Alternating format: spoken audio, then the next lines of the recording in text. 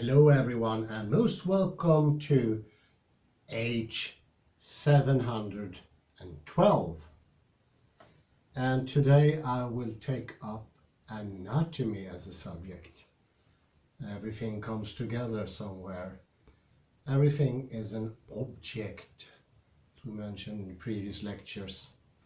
And I found this book. I'm currently at the public library of Lindome.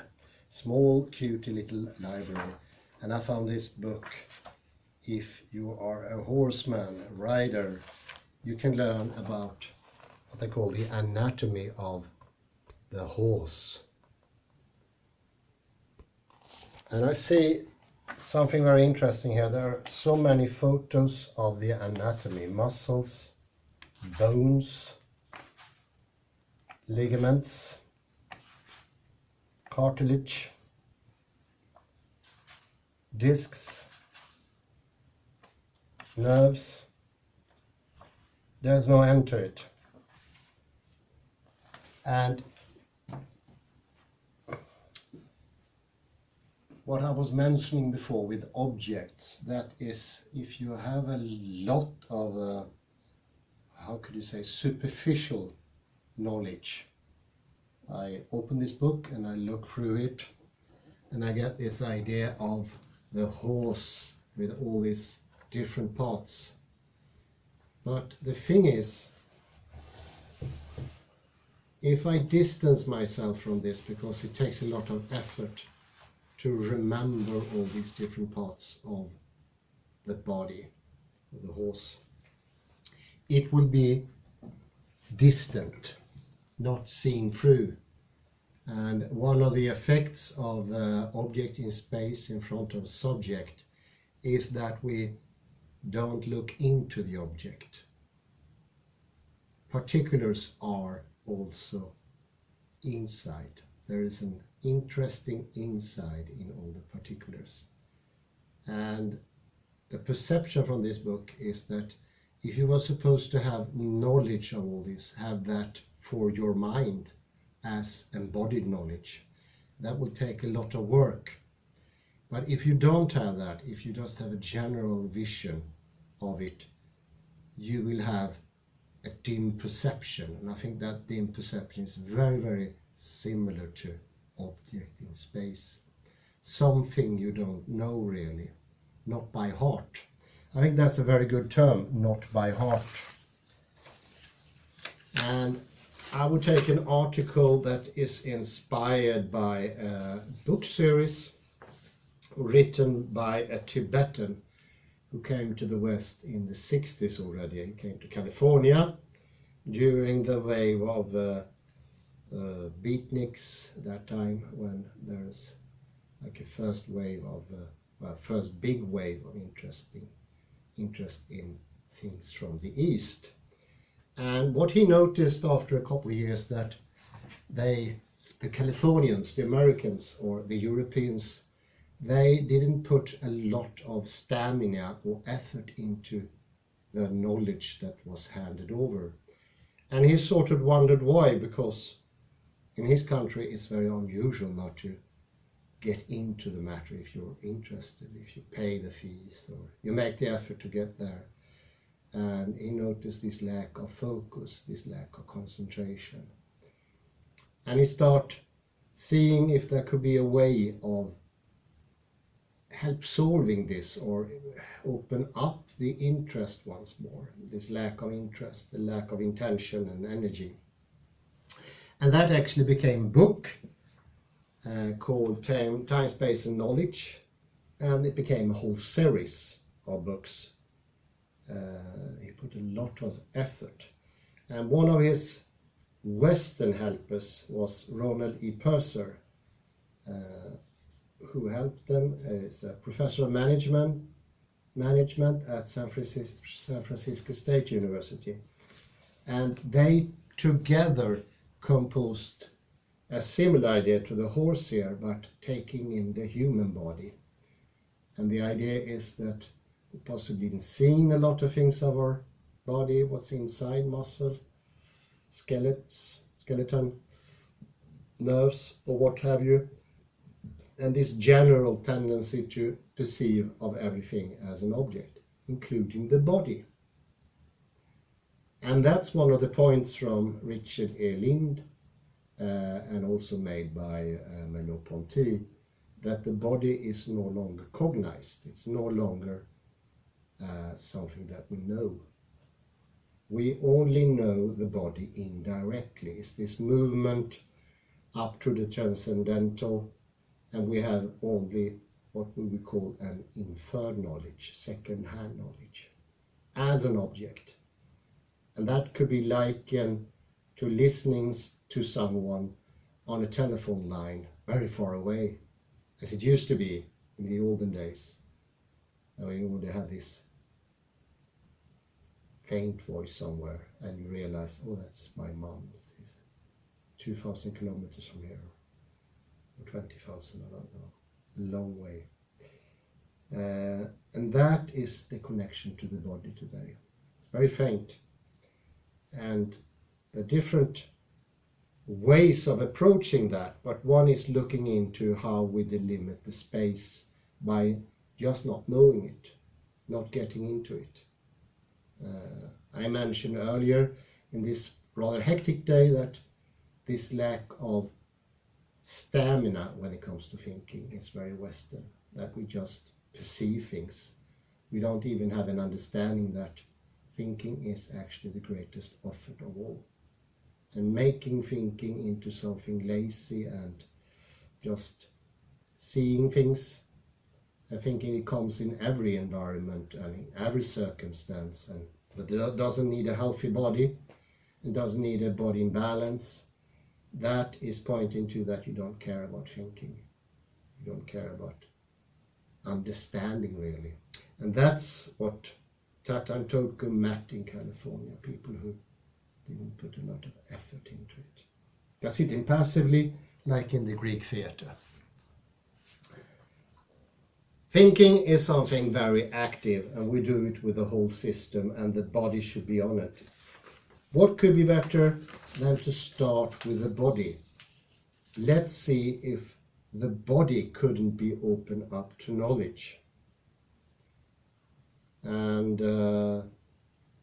some of the things I find in the article is very, very familiar for what we mentioned before, is that we usually feel our body to be very dense, rigid, and solid. I'm speaking before about misuse. And the first exercise is very similar to the body mapping idea. We had a couple of lectures, 100 lectures ago, about the body map. It's a realization that our body stretches all the way as far as you can stretch the arm. And this is my body, goes all the way out there. I can be able to feel things all this way. And that makes the body much larger and the area of sensory perception much outside what we usually assume to be the end, the skin.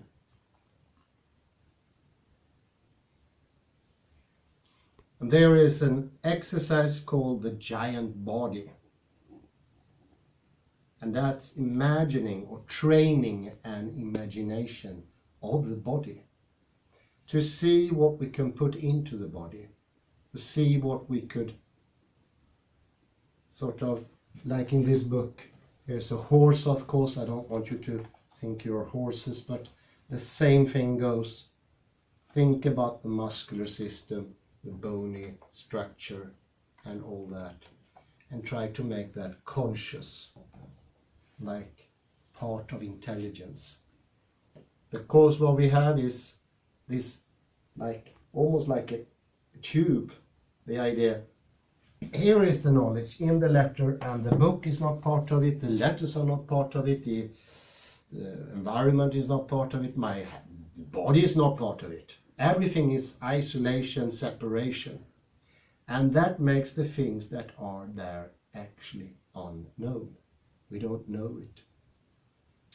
So the idea is to put intelligence into the body by imagining it. And to make it easier, make the body really big. so big that you can almost step into it.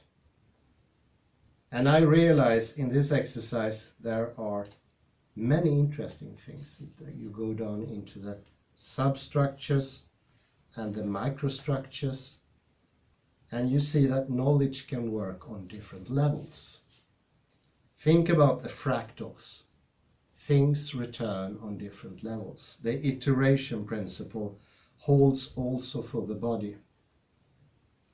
And thinking of the body in just one level of this iteration level, that will shut out all the depth. It's like imagining a fern to be just one level, the level I see, or I think I see, without understanding that there's a depth to the fern. For each level, there are richer, more complex structures, but there are also a sort of repetition called iteration. So in a way, it's scale independent. Scale is actually part of the knowledge. So there's knowledge on equal terms. Get into it. And once you start feel your body, get into it, imagine it, it becomes freer, because you see knowledge loosen up the body. And that's exactly, oddly enough, the same process we've been talking about before.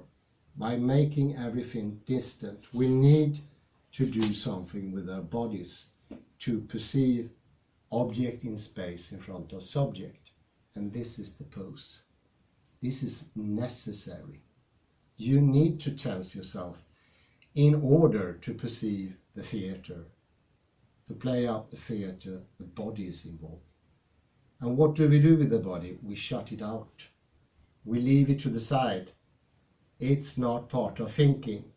As the other book said, thinking is something your brain does, and the brain is not part of you, somewhere else.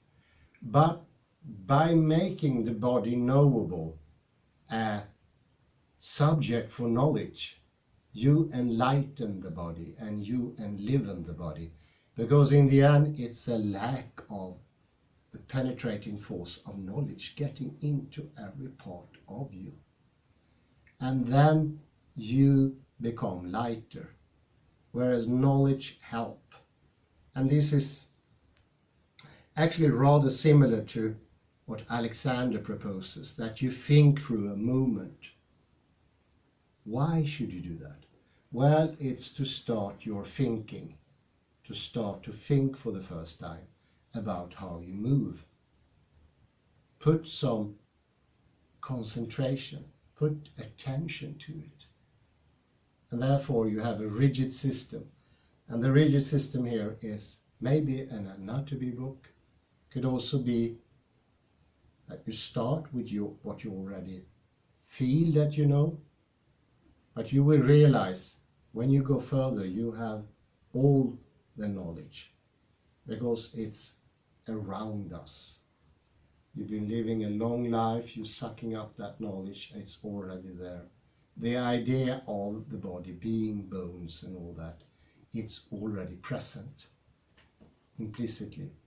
And by making it consciously present, you can access that knowledge. That's the idea. You get the mind and the body closer to each other, because the body already have that knowledge. Sucked it up from the environment, from books, from your schooling, from other people, from TV.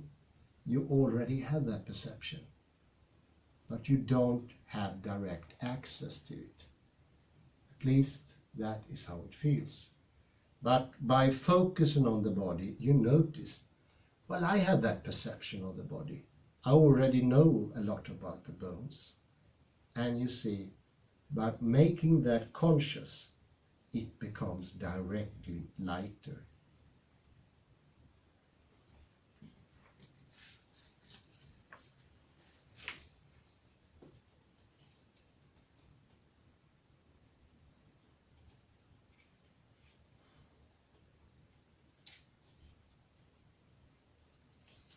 I think one of the, there are different parts of the exercise, and here's one. In the latter part of exercise 5,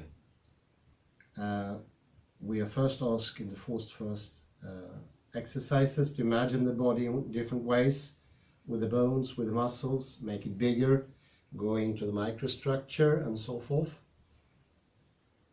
And once that's established firmly with a lot of exercise, you can sort of release the body into space. To make it even lighter, you can make it so big that it disappears. All that their limitations, the borders, the definitions of the body becomes, like in the snowy landscape, diffuse, softer, easier, not as hard. Because that hardness is the lack of knowledge. That hardness you feel bodily and mentally, that is the no knowing when you don't know. That hardness is a stop, but you can open up that stop, but letting knowledge enlighten. The knowingness that emerges restores our capacity for primordially fresh encounters. By training the intelligence, you will see that these definitions that you go into are not established once and for all.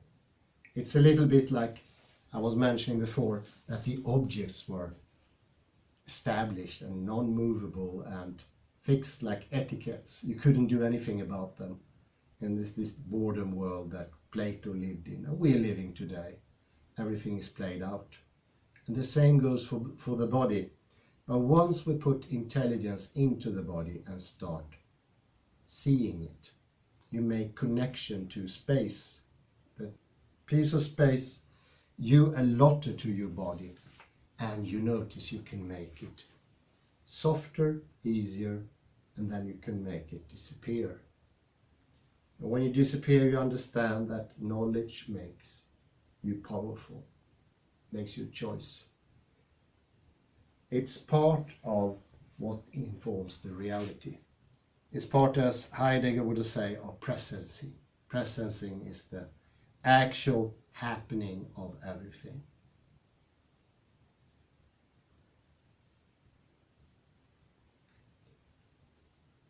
And this is knowledge, which is not a thing, not an object. And you can still cognize, you can still have the appearance of conventional things like bony structures and such. That doesn't disappear completely. Actually, it becomes more clear. So you have on certain levels different structures. And this is this fractal idea of a depth to everything. There's a depth.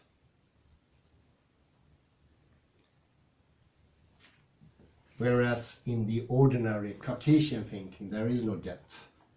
Even if we speak of three-dimensionality, that this three-dimensionality lacks depth. Because depth is that there is something there. There is something to know. And there you have the fractals. They contain a lot of information, systems, and direction. Might be the most important. It actually contains information, knowledge. So the idea is to open up that knowledge. And that's the same with the external object. And you will know that your body is not an object. It's something more lively than that. And it has a very intimate connection to knowledge. And this is once more the Klein bottle, without a doubt, where the thinking and thinking about also is the same. And for each time there is a deeper level, but there's also connectedness between the levels.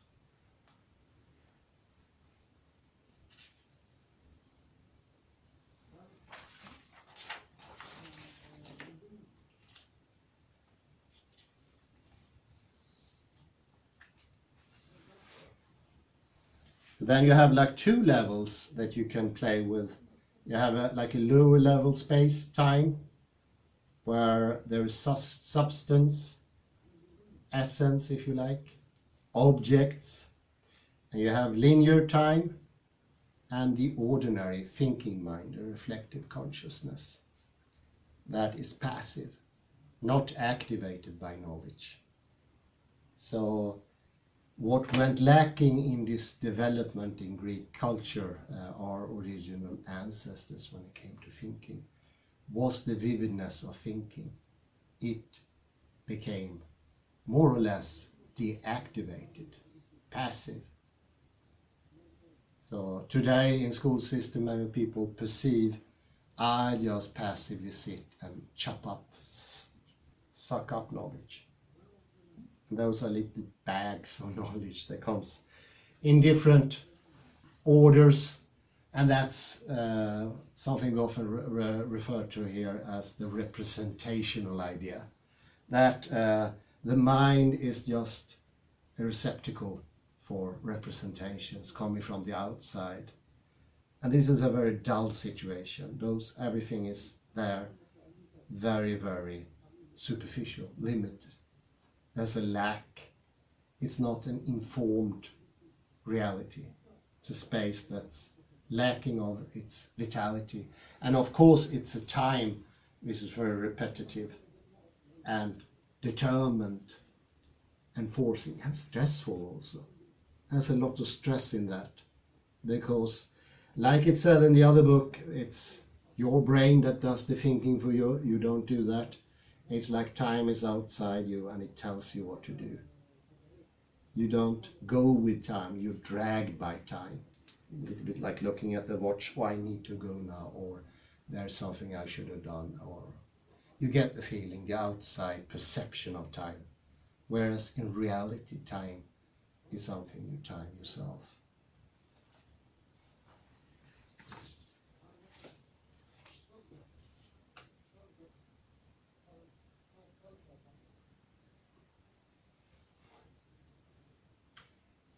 So what you learn by hand, you learn to become more familiar with object in space in front of the subject, and you learn what happens in that level. The lack of energy maybe, or the lack of intention, the sense of being crowded, and the feeling of there being little time. Even if there is a lot of time, you feel the lack of time somehow. You'll actually be sitting down on a sofa by the Atlantic on a nice sunny beach, and you can feel that there's no time enough. Or no space enough in the same place. Because we make space restricted. The coordinated system, the Cartesian system, is a restriction. It's nothing else. It's not what space really is. Space has depth. Something we learn from the fractals, and is even more clear when you go to quantum mechanics. There is a depth to it. Our regular idea of seeing space as just points doesn't work. And people get confused because their ordinary space doesn't seem to be working. Things are everywhere and also in a single point. In a fractal world, that makes complete sense. But in our ordinary lower level space, it doesn't make that same sense. So it's rather that our usual self-orientation, the reflective consciousness, gets in the way of appreciating every condition, every event, every thought, form, or circumstance. We lose that to a certain degree. And getting up to a bigger space, more encompassive, the Klein bottle space, if you like, every condition, every event, every thought becomes clearer. It becomes knowledgeable, becomes brighter, literally brighter. You can see it because there is a dimness to this lower space. Everything is dimming out. It's blunt. Nothing is clear. And we can give this feeling of something missing out, like Plato felt and Descartes even more, the lack in the world. I think it was Wordsworth who put a poem down. No longer are there any colors on the flowers. No longer does the wind have a message. No longer do I feel flavors from the wine I'm drinking. Everything dulled out, everything solemnly gone. And I think that's so well captures this feeling of distance, alienation to reality, to our own bodies.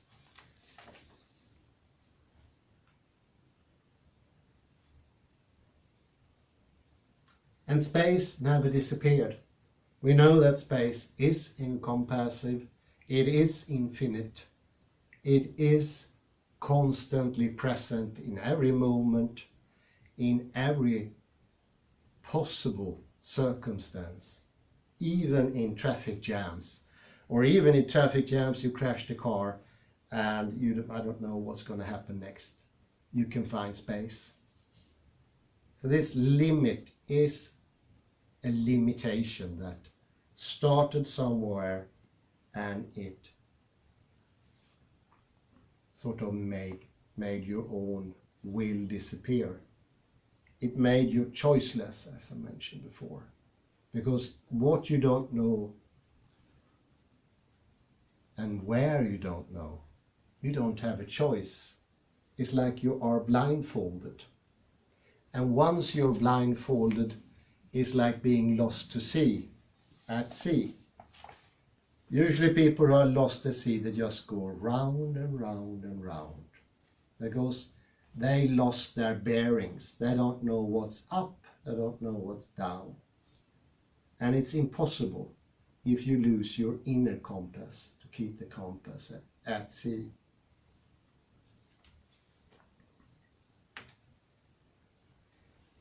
This great space gives borders, it gives direction, but it's at the same time inconceivable, unlocatable, unapproachable, unconditioned, unborn, baseless, traceless, immeasurable, limitless, boundless, boundaryless, infinite, and definite.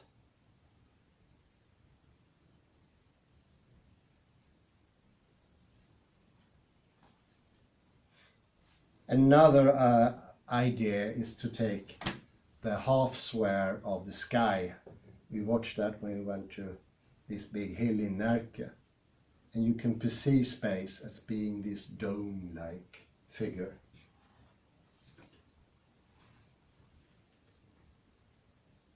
Put one dome on top of another one and you get this gigantic single sphere. And it's unbroken, whole in the sense it's never divided, nor compartmentalized into separate existences, the objects. Because the particulars don't fare well when they are separate. The separation comes as a universalized property. Separatedness is part of the object in space seen by a subject. It's part of the same theater, now showing at your local cinema at 7 o'clock in the morning, going on all day until you have to go to bed. And there's no popcorns, not even soft drinks. The only thing you can drink in this lower level space is salted water, just like at sea. And that is bound to give you even more thirst. I think the thirst that the romantics expressed, like Lord Byron, Shelley, that's the thirst of the low level. This lacking feeling of everything being real.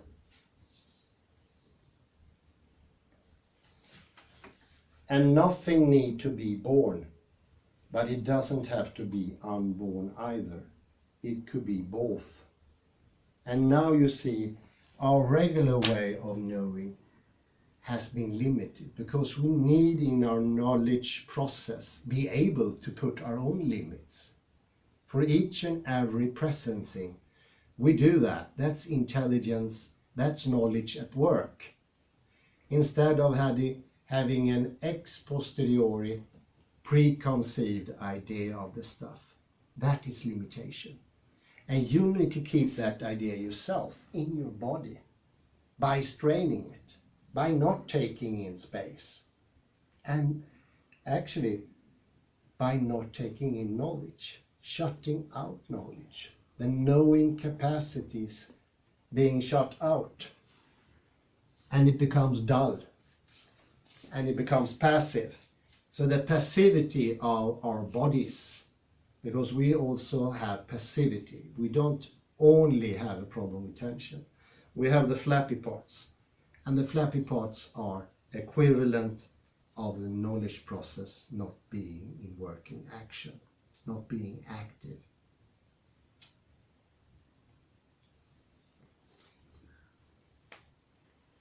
And this could also, the great body exercise, or the giant body exercise, could also be an exercise in delayering the body, giving up this idea of the Cartesian dimensionality of the body, and see that the body has true depth, true insight, and also can amount to the same, because in the fractal space they are not layering in the ordinary sense, layering that shuts out the other layering. I usually think about these matrushka dolls you find in Russia, where one little doll is inside. We often feel the bodies like this. The inside is completely covered and is not an object for knowledge. It's shut out, not present, not being part of the picture at all.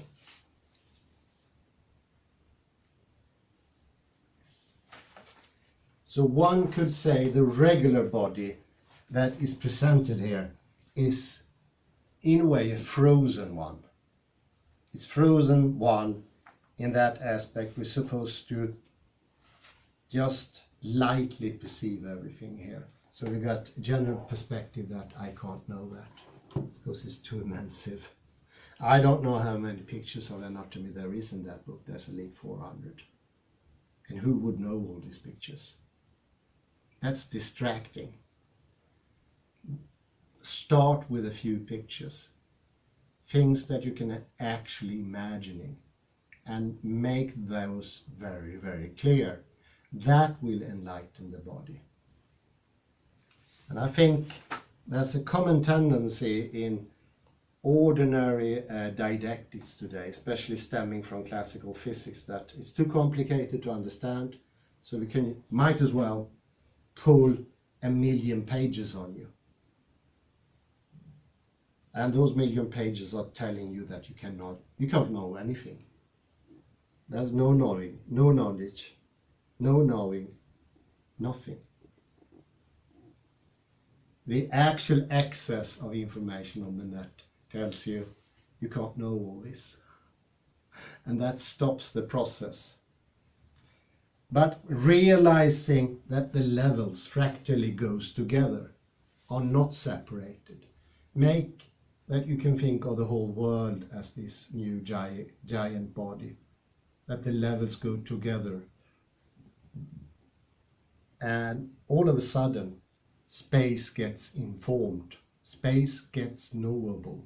Space is no longer the unknown, the things that is outside our bodies, or inside for that matter, because the inside is as shut out as the backside, or what's on top of me.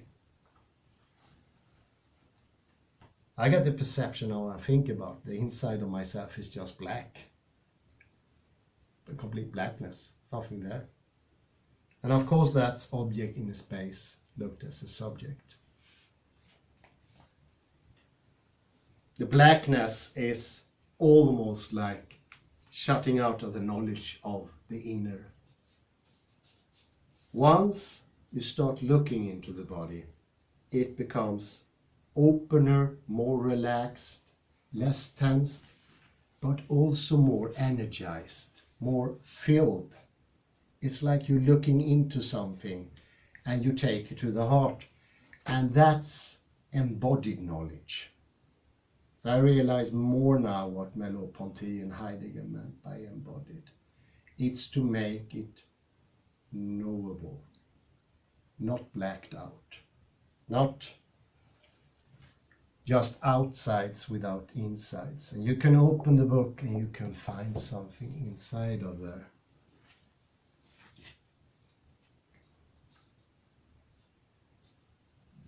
And of course this no knowing or lack of knowledge is a variety of what I mentioned earlier, the Socratic question, where you're not supposed to think before you answer or put the question. Just put the question directly, and that question and that answer will tell you you can never have knowledge. You can just go through the motion. It's a deadened motion that gets repeated, and the repetition in the end, it's all you have. And you do it over and over and over again. But you know there is a lack somewhere. There's a lack of color, there's a lack of substance, there's a lack of depth. So this knowledge is getting rid of the freezing of the object and space, and it becomes more vivid. And you can feel it sometimes. If you really are observant, you get into a subject in a way that's opening up, not shutting down. You can feel that, aha, I become more relaxed. I'm more balanced now. And I usually train that by doing 2 or 3 things at the same time. We do some sort of bodily exercise, and at the same time we inform our brains verbally, mentally, and by putting this double effort we help the knowledge to become alive again.